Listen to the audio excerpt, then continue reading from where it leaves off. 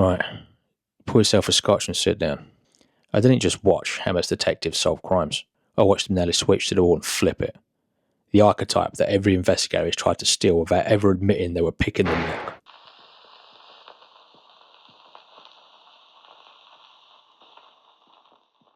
The first thing I notice in a good hard-boiled scene isn't the murder, it's the temperature. The air is already compromised, like it's been handled too many times by men with slick shoes and soft eyes. The street has decided what kind of day it's going to be, and I'm too late to argue with it. So I picture a man who doesn't waste his breath performing. He looks like he's been through enough to stop hoping. He answers the questions when it suits him. He dodges the threats when they're aimed wrong. He treats violence like weather, something you plan for, not something you pray to outrun. That mood, cool as a pose, hard as a fact, didn't sit in detective fiction this way until Dashiell Hammett's Sam Spade made it feel inevitable.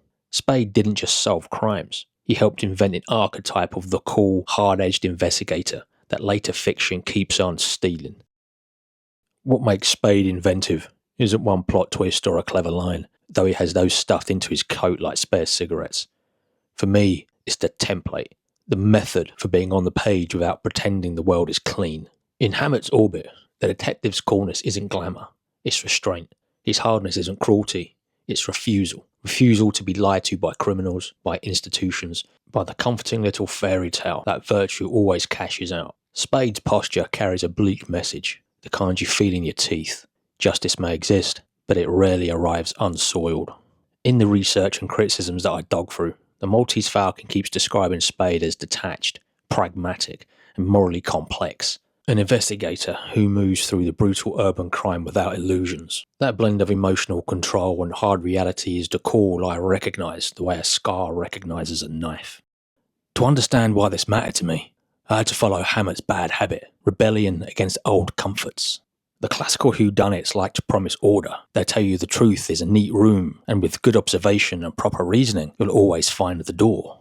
Hammett took me somewhere messier, street level, underlit, socially compromised, like the whole city is wearing cheap cologne to cover up the rot. One line of scholarship I found highlights how Hammett's shift leaned into gritty realism and vernacular speech, which helps forge a modern detective persona instead of just offering another mystery with a bow on top.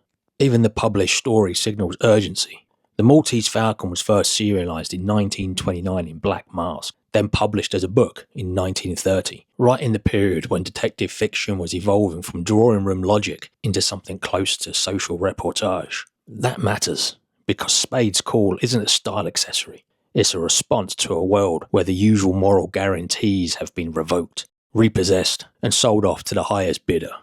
I point to the recognisable set of hallmarks: control, composure, clear-eyed practicality, and that distinctive attitude audiences come to expect from detective fiction.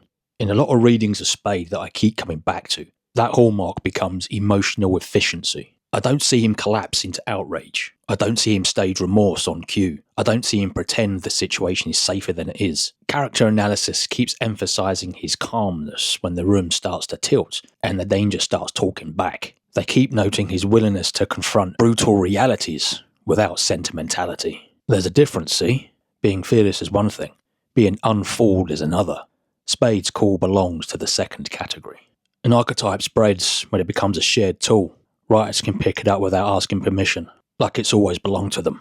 For me, Hammett's influence often shows up in the rise of film noir and the hard-boiled tradition that came after. Spade's blueprint is credited with shaping the noir detective into a figure who's morally ambiguous, emotionally detached, less hero than instrument, working inside corruption instead of standing outside it with a clean hand. And Raymond Chandler enters the discussion for reasons I can't ignore. His detective, Philip Marlowe, shares traits I can recognise in my bones: toughness, cynicism, and moral complexity. Chandler's reputation also includes acknowledgement of Hammett's impact, and Marlowe becomes a living demonstration of how the persona can be restaged for a new audience. So here's the logic I keep returning to. Spade's call worked. Other writers could reuse it. The archetype became a shorthand for a particular moral weather system: grim, watched, and never entirely honest. There's also a media reason this persona sticks. When the Maltese Falcon got adapted for film in 1941, the cinematic detective aesthetic helped cement the Spade-like attitude in popular culture. something those earlier iterations didn't do. Film noir, through lighting, pacing, and fatalism, turns cool from a literary stance into a visual one. But underneath the shadows, I still feel Hammett's narrative engine, a detective who treats survival like a craft, not fate. Once audiences learn to expect that engine, later investigators arrive already coded as descendants of Spade, even when they wear different hats, and pretend they invented the trick. His significance is defined not only by the individual case solving, but by the broader template he created for what the investigator can look and feel like on the page. That is the philosopher's point for me, even if it doesn't announce itself with a loud sign. Hammett didn't only give me a character, he gave literature a role. Clear-eyed practicality. I watched the detective observe, assess, and act without illusions about the outcomes. Composure as method. Control isn't emotional suppression for show. It's how you function when the institutions are compromised. Morality as grit. Justice isn't clean, and the detective knows it. A distinctive attitude. The call isn't charming, it's protective. And that's why it keeps getting borrowed, because it answers a recurring modern question. What does decency look like when the world won't play fair? If you like what you're seeing, keep your hand steady and your conscience curious. Hit like, share it if it earns your attention, and don't let the good stuff vanish into the gutters. When I say Sam Spade invented cool, I'm not just pointing at a vibe, I'm describing a literary survival skill, the ability to move through danger without turning into a performer for the back row.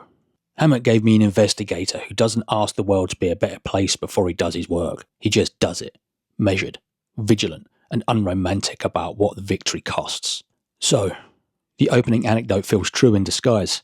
I didn't notice Spade first because he was stylish. I noticed him because he understands the temperature. And ever since, writers have been borrowing that understanding, one hard-edged investigator at a time, because the world still smells like the same used air, stale, close, and ready to sting you if you breathe deep enough.